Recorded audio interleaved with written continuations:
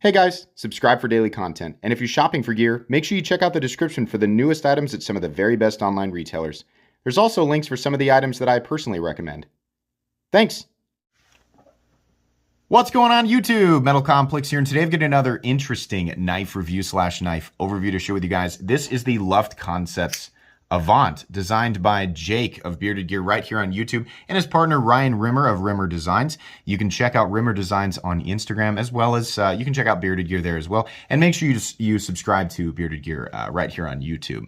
This is a prototype sent to me for review, and it'll be moving on to the next reviewer. It's not something I get to keep.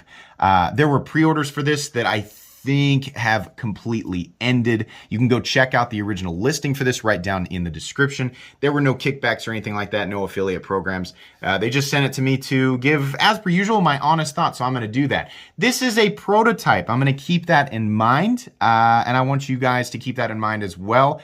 There will probably be subtle differences between this and the actual production versions that people receive. I treat prototypes a little bit differently, given that they're generally are teeny tiny little fit and finish things, because they receive the prototype and then they make changes and then they send it back. But this is really impressive as it sits.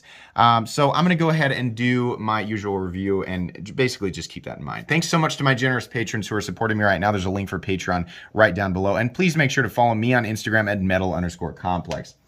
Okay, you know what would have been nice is if I had there it is, the tape measure. Overall length of the Avant coming in at looks like almost exactly 7.75 inches overall.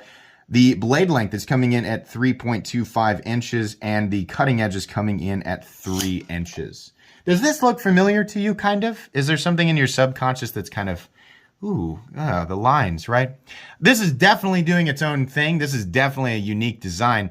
But what a lot of people have been saying, and I agree, is that there are definitely familiar elements of both the Spyderco PM2 and the Koenig Arius in a good way, keeping its own, sort of unique profile and unique elements, right? It's doing its own thing, but designed by people who have obviously handled a lot of knives and have come down, like all of us, have preferences for, deployments and the feel of the action, manipulation, ergonomics, all of that stuff. So I'm going to guess that they probably both, or maybe, each of them have preferences that are kind of lie within some of the lines from those knives. And I think that's cool, right? Let's go ahead and do some size comparisons up against the Ontario Rat Model 1 and its little brother, the Rat 2. You can see here, this is kind of in between. Definitely a full-size knife, but not quite as big as the Rat 1.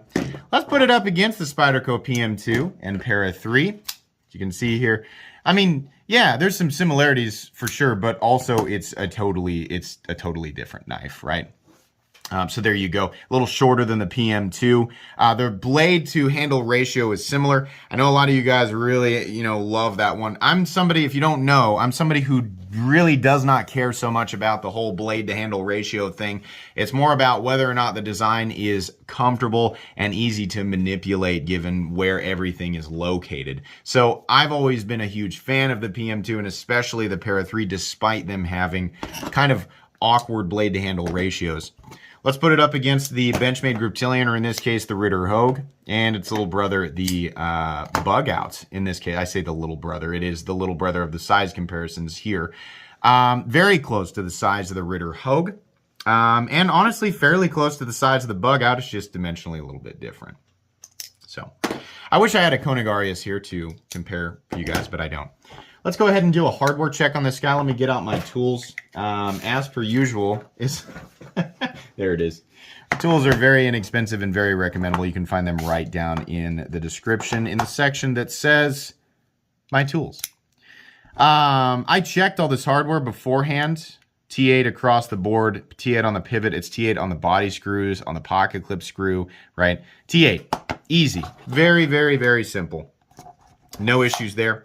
Let's go ahead and do carry profile thickness up against the Spyderco Para 3. You can see here that this is just a teeny tiny little bit thicker. Not really a big deal. How about length and height up against the Spyderco PM2 and Para 3? You can see here that there are parts of this knife that are tall, but still, even with the flipper tab and the maximum height right here, the tallest point of the blade, still not quite as tall as the PM2 or Para 3. Still getting underneath there, and that's because of the way they decided to do this flipper tab instead of making it point way out, right? So that's cool. How about we take a look at the inside? I'll point this out to you guys. Everything on this, all the hardware and everything on this, the liner, it's all titanium, all of it. Magnet, all titanium. That's pretty cool. Initially, I thought, well, maybe the liner's titanium and the hardware is steel or something like that. No, it is all titanium. Pretty cool. Very lightweight too. These are nested liners. So we have micarta and then we have the nested titanium liners. Pretty nice. That's a nice touch. Something I always try to point out.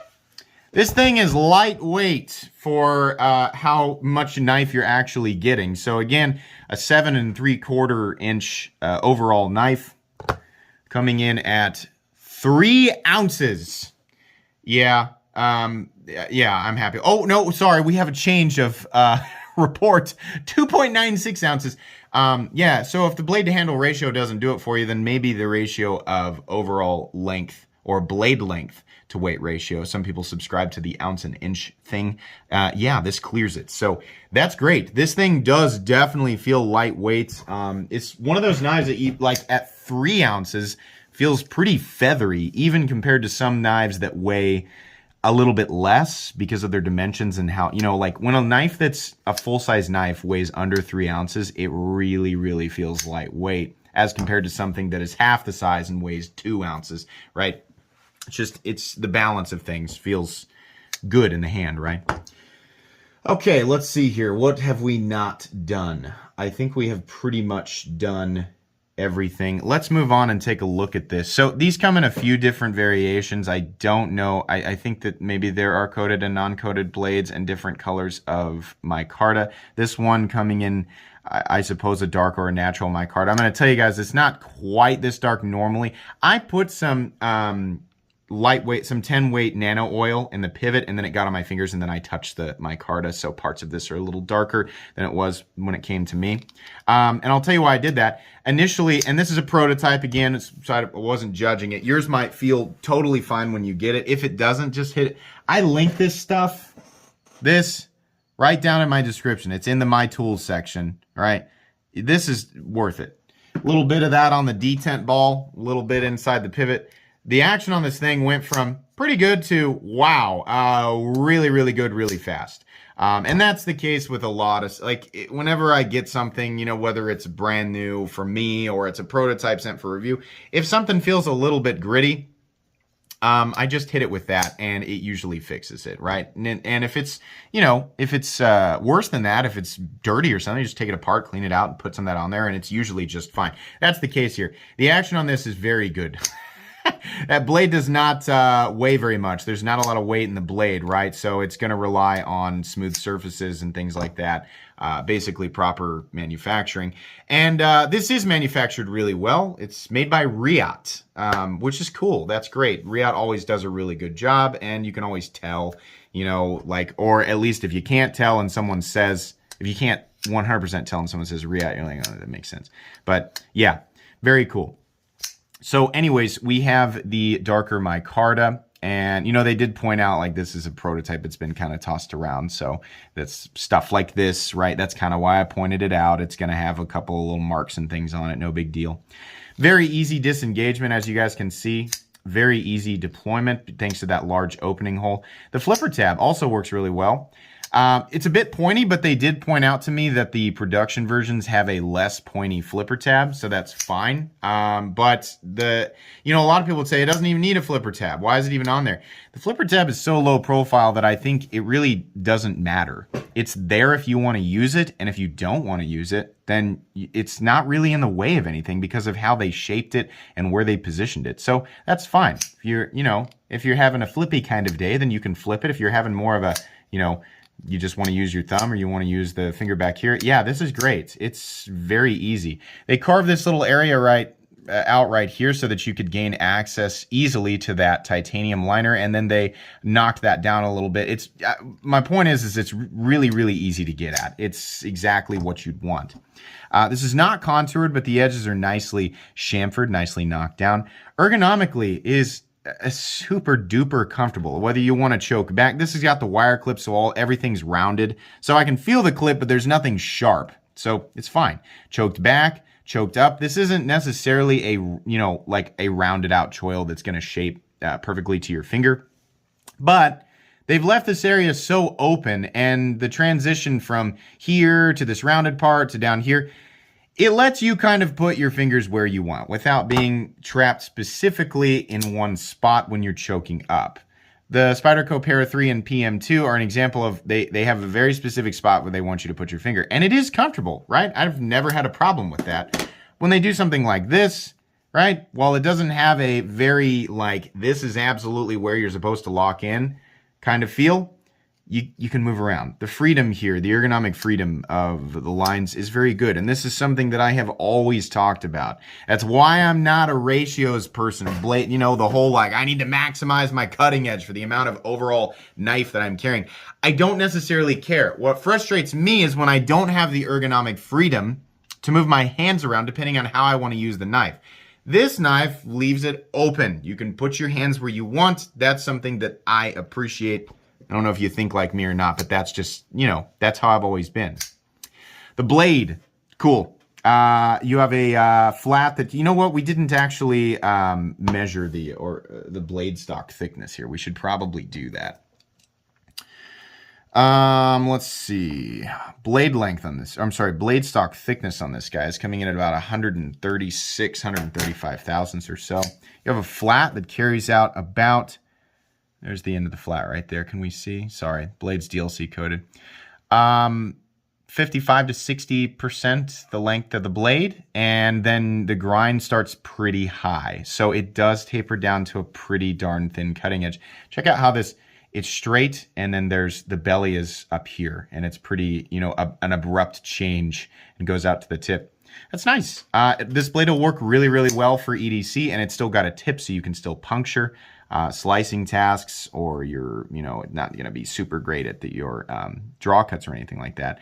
I wonder, having this thing clamped into something like a KME, I wonder if that abrupt curvature might, cause there to be some differences in, like when you're sharpening it, if it's going to be wider in one area and shorter. I'm not really, really sure. I think probably the overall length of the blade isn't going to yield much change if you're sharpening it, but something to keep in mind, I guess. The edges, or the spine here is crowned, which is really nice. That's not something that you see on every single knife, and that's something I always try to point out. I love that. I'm kind of wondering why they didn't put jimping right here, how it is on the PM2, but it doesn't necessarily need it because the ramp is it's a pretty aggressive ramp, so your finger's going to be locked in pretty well, right? The inside of the hole, at least on the top here, does have some chamfering down here, but that's not the parts you're going to be interacting with up here. It's chamfered. So the reason that that's important is that if you're like me, you don't like to feel your fingernails being shaved off as you're deploying it, and that's not the case here. It's really nice. The blade looks great, and there's no logos or anything on it. It's M390 steel, which is great. I don't think people are really going to argue with that. This is an actual DLC coating too. There's a lot of, I talked with Jake on Instagram because, there are people looking at the pricing going, oh my gosh, it's really expensive. How much was this? This was $300, right? And so people are saying, well, M390 and micarta, but everything's also titanium. And this is stuff he pointed out to me when I said I like the design. I'm going to say a lot of nice things about it, but one of the things that I'm really having trouble getting around is the price. And he was really cool, and he was like, hey man, I get it. And I said, for all I know, there was a lot that went into this, a lot of costs that I'm not aware of. It's just hard because the competition at the $300 price point is really fierce, And he pointed out the nested titanium liners, the titanium hardware, titanium clip, the DLC coating, the crown spine. A lot of that goes into it for sure. And, people might be saying, well, that still doesn't necessarily justify the price here. And I know I'm getting ahead of myself a little bit, but I want to mention this because I know, the average person doesn't watch an entire review. So I want to try to get this in. The other thing we have to keep in mind, and this is the case, is something that I forget a lot as a reviewer. When you order like from somebody like Riot or any OEM, the bigger your order is, the less expensive it is for you as the designer or the them trying to launch this business. So they did a batch of 300, which is not very big. That's going to be expensive. That's going to be way more expensive than if someone ordered, say, double or 1,000 or 1,500, right? And we see, companies like Spyderco, or like when DLT Trading does, well, let's just say Spyderco with, oh yeah, we can use DLT Trading. If they order like 600 to 1,000 G10 and M390 Spyderco pair of threes that cost substantially less, right? A lot of that is maybe they can move them a lot quicker and they're ordering in larger quantities, right? So that's something to keep in mind there too. Now it's still very expensive. It's still way up there. They are, from what he told me in the Instagram message, is that they're using the funds to help launch their business, right? So he said, yeah, it is a little bit pricey. There are a lot of elements there that we really wanted to include, a lot of little, teeny tiny little quality things that knife people look for. And we ordered a small batch, and we did everything that we could to kind of create what we wanted to create and make it nice. So in that sense, I can understand it. And this is going to come down to, is this something that you're willing to spend that much money on, even knowing that it might be a bit high? And, some people are going to say, well, they're sold out. So obviously 300 people said yes. And maybe, a lot of other people said no. But, the reason I'm taking time to talk about this is because I forget, with smaller batch stuff, that is expensive to do. Definitely. Moving on here, you do have a position to mount the pocket clip for, like if you're left-handed, right? Now this is a right-handed liner lock, but you can carry it with a left hand. And I'm not left-handed, but I can show you guys. This is plenty easy to manipulate with my left hand, reverse flick, anything like that. Did I color my finger? Sorry, I'm sure that's distracting. Yeah, you can mount it for left-handed carry. I took this apart just to kind of check out the internals. It is running on bearings. The bearings are running on a steel surface. There is a steel washer in there for one side. And I didn't actually take the time to recenter it, so it's a bit off. I'm sorry about that. But the prototype, you'll have to take my word for it. I think you can go back and look in the unboxing if you want to. When I originally unboxed this, it was centered when they sent it to me. I wanted to see if I could improve the action, and that's what happened. This centering the blade is super easy. I've got a video on that, and I guess, couldn't be bothered because I was ready to talk about this. Wire clip, I think that's a great idea. Not many people are going to argue with the, the wire clip because it just works. There's no lanyard hole, oh darn, right? I don't really care. But the clip position, the type of clip, and this is titanium, even the wire clip. Titanium, pretty cool. Backspacer back here is, I think that's also titanium. Hang on, let me take a look. Yeah, so that's also titanium. Pretty cool. So you have a lot of little titanium parts on this, including the clip. I think that's neat. The lock is locking up or the liner lock is locking up at something like 25%. We have an internal stop pin. It's fixed in position, so you can see there that bar that runs right here. There's open and closed, so that's fine. And it is locking out completely and totally solid. I don't have an issue there. Like I said, centering was on. I messed it up and just didn't put it back. So no lock stick or anything like that. Really, really easy to disengage. So this is the type of knife that really, it's checking a lot of, if you watch my content, if you've watched my reviews, you know that I have a very specific, I have certain things that I look at and certain things that I check for and certain things that I talk about all the time. I like this. I don't like this, right? It's just my opinion. I'm not saying what I think is necessarily always right, right? But I have my own things that I look for, and I'm realizing now handling their design that a lot of the stuff that I nitpick is stuff that they obviously nitpick too. Little things, the T8 hardware, right? Position of the clip, the fact that There's not, there's no lanyard hole or anything like that. I love the, the opening hole thing. And I love the fact that they have prioritized, comfort over ratios. Now, there are definitely really, really comfortable knives that maximize the total amount of cutting edge for the amount of knife that you're carrying, right? But in this case, yeah, they really did go for just maximum comfort and ease of manipulation. And it's nice and smooth and ultra lightweight. A lot of little things that I think it's not just me, lots of reviewers nitpick. So, given the fact that Bearded Gear is a knife reviewer, it's kind of like, yeah, this makes sense. There's a lot of good here. In fact, there is very little to nitpick. This is really all the way around the type of knife that is kind of, for a lot of people, would make an ultimate EDC knife.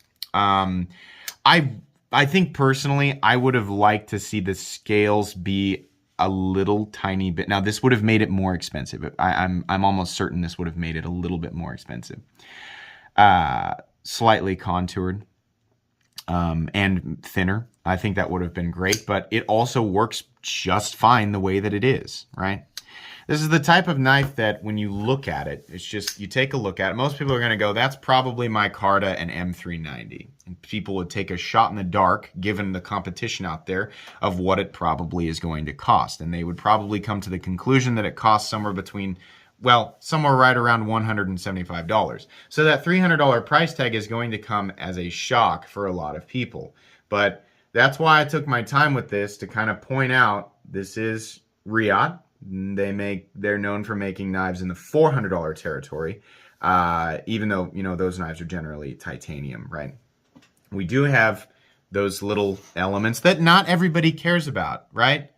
I mean, if you don't care about some of these elements, then obviously the value there or the price, justifying it, that's going to go out the window. But for somebody like me who does care about the countersunk titanium liners, little things like the appropriate cutout here, titanium hardware all the way around, and understanding that, because they ordered such a small batch, their costs were pretty high.